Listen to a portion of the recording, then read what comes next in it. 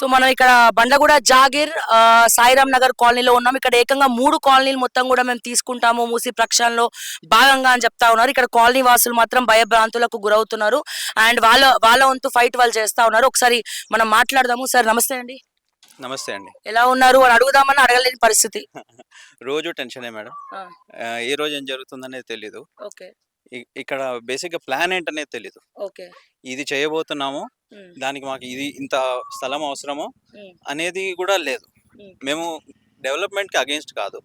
కానీ ఏది క్లారిటీ లేకుండా ఏదో గాల్లో గీతలు గీసి మీది బఫర్ జోన్ అనడం కరెక్ట్ కాదు. సార్ చెప్పినట్టు ఇది 30 ఏళ్ల నుంచి ఉన్న లేఅవుట్. ఇంకా ఎక్కువ 91.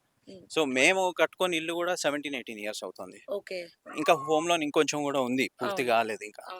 సో ఇన్ని ఏళ్ళు మేము ప్రశాంతంగా ఉంటున్న ప్లేస్ మా సొంత డబ్బులతో ఏ పార్టీ లేనప్పుడు కూడా దగ్గరలో మా సొంత డబ్బులతో డెవలప్మెంట్ చేసుకున్న కాలనీ ఇది.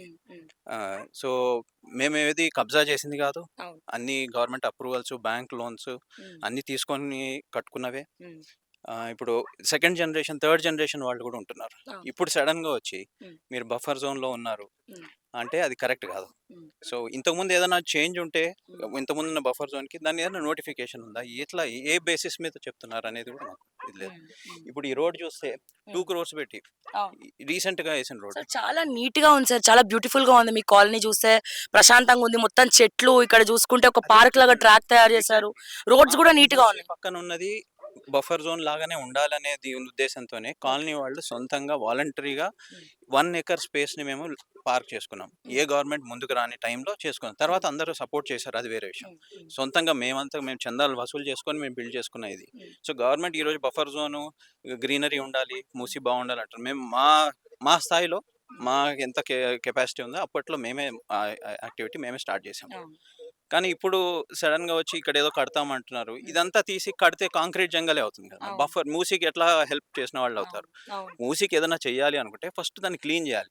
ఆ క్లీన్ చేయడానికి ఏంటి ప్రాసెస్ ఏంటి, దానిలో డ్రైనేజ్ నీళ్లు పోకుండా ఏం చేయాలి, ఎస్టీపీలు ఎట్లా పెట్టాలి, అది ఫస్ట్ చేయాలి. కానీ ఈ పక్కన ఉన్న ఇవన్నీ కొట్టేసుకుంటూ పోతే అది దాని పరిస్థితి అసలు ప్రాబ్లమ్ సాల్వ్ చేయకుండా మనం కొత్త ప్రాబ్లమ్స్ క్రియేట్ చేస్తున్నాం. 30 years అన్నారు. 30 years నుంచి ఏ గవర్నమెంట్ అయినా మిమ్మల్ని ఇట్లా ఇబ్బంది పెట్టిందా, లేకపోతే సపోర్టివ్ అనే ఉందా? అంతకుముందు కూడా మూసి ప్రక్షాళన చేస్తామని చాలా మంది చెప్పడం జరిగింది గత ప్రభుత్వాలు.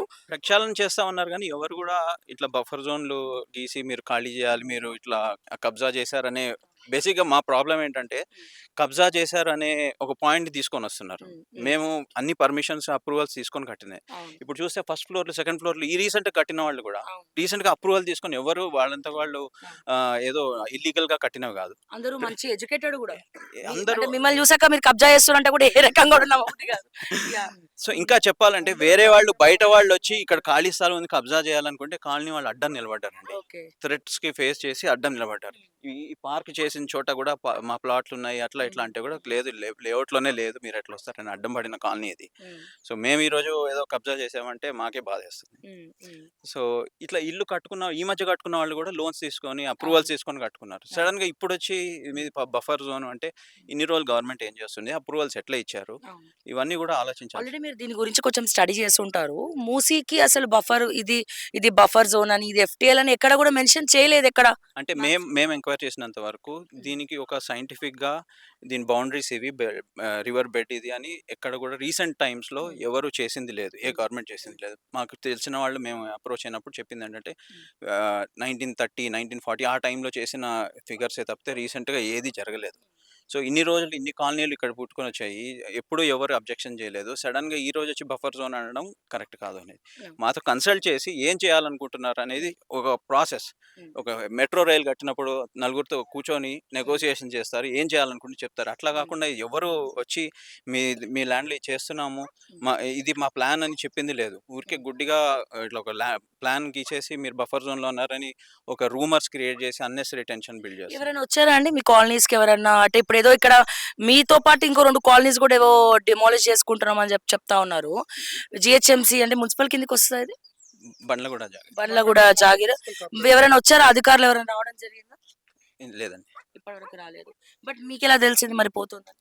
అది మాకు వాట్సాప్ లో సర్క్యులేట్ అవుతున్న మ్యాప్. ఓకే. పక్క కాలనీస్ వాళ్ళు కూడా సేమ్ ప్రెషర్ ఫీల్ అవును. అవుతున్నారు. సో హ్మ్. వాళ్ళకి వచ్చిన ఇన్ఫర్మేషన్ బట్టి. ఓకే. అంటే కానీ దీన్ని కూడా ఆ లిస్ట్‌లో నేమ్ ఉంది కాబట్టి. Exactly yeah! దీన్ని కూడా ఇది ఇది కరెక్ట్ కాదు, హ్మ్. ఇది తప్పుడు ప్లాన్ అని గవర్నమెంట్ కూడా ఎప్పుడు అఫీషియల్ గా డిక్లేర్ చేసింది కూడా లేదు. ఆ!